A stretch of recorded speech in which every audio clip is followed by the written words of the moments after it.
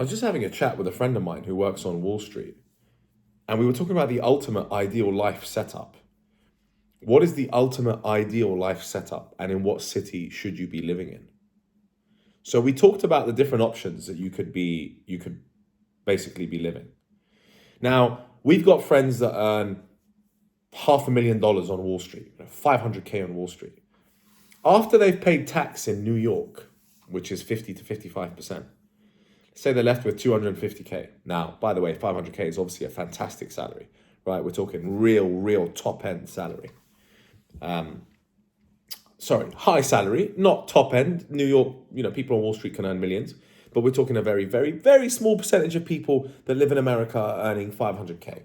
Okay, we can even figure that one out in terms of maths. I believe it's I think that's top 1%. Okay, so top 1% salary of about 500 to 800K a year. You're in New York. 55% of that is going towards tax, so let's cut half of that. So you're left with 250K.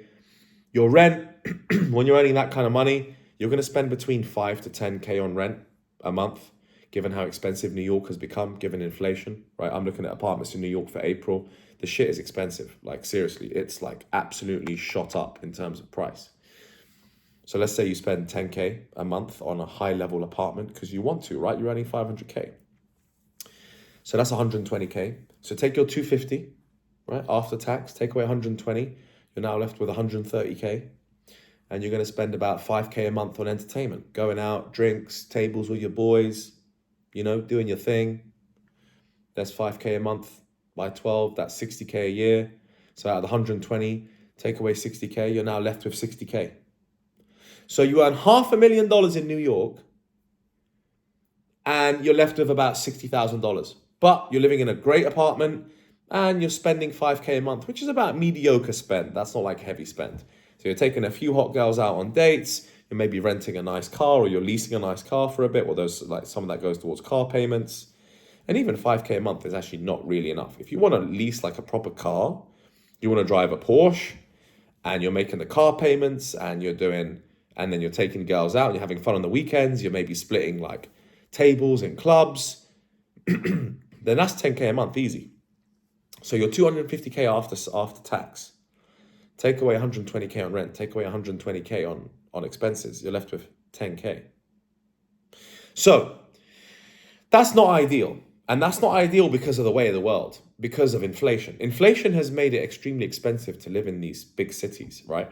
So I'm from London and I've got real estate in London.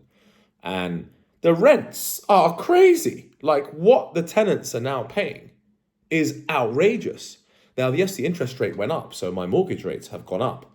But rents have gone up because landlords were like, okay, well, if the mortgage has gone up, then I'm going to make the tenant pay more money. So now sky high rentals in New York, in London, in Miami. So in the big cities around the world, the rentals have gone sky high. Now, inflation's hit everywhere, by the way, right? I'm here in Romania and my friends are telling me you don't realize because you live in Miami, but inflation has also hit places like Bucharest, Romania. So Bucharest, Romania has become expensive for the local guy. So what's the ideal life setup then? So that's what the problem is. The problem is that big cities have become too expensive and your lifestyle is average as hell. I mean, I was living in Miami and living pretty large, like fine. I had an amazing apartment right on the water in South Beach and I was going out, but I wasn't like splitting tables. Like no way. Because if I'm splitting tables and taking girls out on dates every night, I'm spending like stupid money. That's like 10, 15K a month. On what? On taking out random girls who I don't even like just for a little bit of fun. So this is the ideal scenario. The ideal scenario is that you earn a US or UK salary. You earn in US dollars, in euros, or in British pounds. And you're able to work remotely so that you can spend that money and your time in more second or third world countries. Even some first world countries are pretty cheap. France, for example. France is very affordable. Spain is seriously affordable. If you're earning a US salary or a UK salary from a London-based company, a European big tech company, or a large US conglomerate, and you're able to take that job remotely and work somewhere else around the world, you have the ideal life setup. You really do, because then you can take advantage of what I like to call lifestyle arbitrage. Lifestyle arbitrage is what I'm doing right now. I hold my money in US dollars, I invest my money in the stock market and in cryptocurrencies, and I'll earn in dollars, and hopefully I'll earn a six-figure salary this year. If I was to take more risks, I'd probably earn seven figures, but I'm taking less risks and going for sort of the more traditional stocks so I don't lose my money, because I want to have a safe year in the market because I'm not exactly sure the direction it's going to take. So if I get like a six-figure decent salary, then I'm living like an absolute king somewhere like Bucharest, Romania, or Budapest, Hungary, where I was. And not only are you living like a king, but there's beautiful women here, by the way. Stunning, absolutely gorgeous. Like the girls here are hot as hell. There are fine ass chicks in Eastern Europe, guys. You know that already because people like Andrew Tate ruined it for everyone. Ruined it for someone like me, because now you've got a bunch of bloody Westerners that come here that all know the secrets. All like, oh yeah, Romania, great place. Andrew Tate lives there. Yeah, there's loads of hot girls there. Yeah, true. Shit, shouldn't have told everyone, because now all these other idiots are coming in and now we're making it more competitive. So not only are the women beautiful here, but they also are of great value. So they have very good family values. They're quite conservative. They've got low body counts. They respect their men. They're quite feminine, and they also respect the difference between masculinity and femininity. And women don't run the show here. I'm sorry, that's just not how it works. And it's not necessarily that men run the show, or they kind of like to see it that way. They kind of do. And I also don't want to say that men are superior to women here, but it does kind of feel like that. And that doesn't mean that the women are oppressed. Okay, there are some terrible stories that I heard today about women getting raped in the villages where there's uneducated people. So obviously that's terrible, and we don't want to hear that. So I'm sure there's obviously cases of women that are absolutely struggling in this sort of environment. But in general, the women respect masculinity, and they respect masculine energy and masculine courage. And to me, that's ideal, because to me, I want to be able to spend less money, save more money to invest that money, and then also be able to receive good value for whatever I'm spending. So we went to a club on Saturday night here, right? The Yves Saint Laurent party, the YSL party. I may have told you this on the last video or two. And the bill for a backstage table with models and high-end Romanian Instagram influencers everywhere, the hottest chicks. The table between 5 guys was 500 euros. So that's 100 euros each. It's 100 euros each for the best party in the whole of Romania. If you want to look it up, the party's called Gaia, Gaia. And I was there with my videographer and my boys. And there were hot girls everywhere. And I know that not only are these girls hot, but they're also, some of them, they're of good elk. You these are some good girls, good family girls. You could go out with this girl. She'd be loyal to you. She would treat you well. So you're telling me I'm spending 100 euros for a table backstage in the best club in the whole of Romania, and I'm surrounded by 8s and 9s, and she's a good girl and she's feminine and she would respect me and be loyal to me, and her body count's low. That's a win, win, win, win, win. Whereas living in Miami, for example, spending shit tons of money on rent, going to an expensive party, spending a shit ton on the ticket and splitting a table with someone, that's $500 minimum.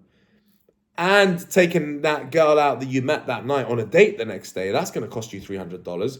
And she's got a high body count and she's a bit of a hoe. She's been out with a bunch of other dudes anyway. And she's a gold digger. She's looking for someone else who's got money. She's dating me because she's like, oh, he's got money. I can have a bit of fun with him. And then on to the next guy. Very transient, this new world that we live in. So there you go. That's how to live the ideal life. If you can. If you can maneuver that, that's the best way to design your life. Earning dollars, euros, or pounds for a US-based company or a UK-based company, or any sort of, could be a Chinese company, it could be a German company that's paying you and that you're able to live remotely. If you can do that, you still have to prove to yourself that you can work hard wherever you go, but at least your lifestyle will not be as expensive as it is in these big cities that have become absolutely extortionate.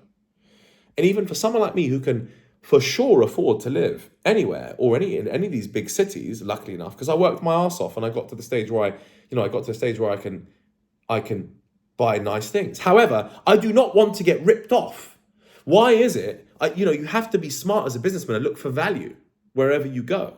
So I'm still trying to find value. It's like, oh, if I pay this much, am I getting the right value? So on Saturday night here, we got serious value. €100 each, table at a sick party with great music with hot girls everywhere. That, my friends, is value. Whether it's in Miami, table somewhere is going to cost 10 times more. It's $5,000. Split that between 5 boys. That's $1,000 for the night. Sure, there's hot girls around, but hot girls not of high quality. Some low value chick who slept around the whole town. Oh, and now you get a piece of it. Great. Spent $1,000. Went out in Miami. Woke up with a hangover with some chick who slept around the whole town the last year or two. Not much value really, is it? So those are my experiences from traveling and my travel arbitrage, as I like to call it, lifestyle arbitrage. I'm really big on this concept, and I'll continue to look for travel lifestyle arbitrage like opportunities this year until the time is right and I feel like it's time to splash out on my lifestyle. But right now, I'm splashing out on more important things like my business, like investments, like my videographers to build the brand, not on Ferraris. Because if I bought Ferraris, I'd be like, oh, God, I bought that Ferrari, drive that around for a bit. But if a Ferrari to me is like 4 years of a videographer. So it's more interesting for me to hire a videographer for 4 years than to buy a Ferrari now. So that's how I'm thinking about the value of the things that I'm purchasing, the things that I'm looking at. All right. Hope this video has been useful. And if, again, you need any tips about how to sort of execute that lifestyle, or how you could be looking for those sorts of companies and how you could execute that lifestyle for yourself, or whether you've got any questions about where I'm staying and where I live and the different cities, then please leave it in the comments and I'll be happy to get back to you. All right, peeps.